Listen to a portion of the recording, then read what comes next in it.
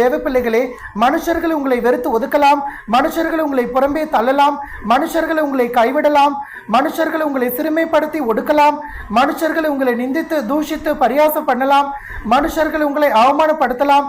ஆனாலும் நீங்கள் கவலைப்படாதிருங்கள். நம்முடைய பிதாவாகிய தேவன், கர்த்தராகிய இயேசு, பரிசுத்த ஆவியானவர், உண்மையுள்ள தேவனாய் அவர் நம்மோடு கூட இருக்கிறார். அவர் நம்மை கைவிட மாட்டார். புறக்கணிக்கப்பட்டு புறம்பே தள்ளப்பட்ட நம்மை அவர் புறம்பே தள்ளாமல் அவர் நம்மை தம்மிடமாய் சேர்த்துக் கொள்வார்.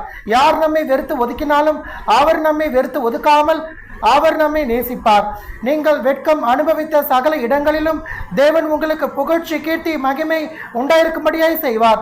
வெட்கப்பட்டு அவமானப்படுத்தப்பட்டு தலை குனிந்த உங்கள் தலையை தேவன் உயர்த்துவார். எந்த இடத்திலே அவமானப்பட்டு தலை குனிந்தீர்களோ அதே இடத்திலே தேவன் உங்கள் தலையை உயர்த்துவார். நீங்கள் தாழ்மையில் இருந்த நாட்களுக்கும் துன்பத்தை கண்ட வருஷங்களுக்கும் சரியாக கர்த்தர் உங்களை மகிழ்ச்சி ஆக்குவார். ஹல்லேலூயா.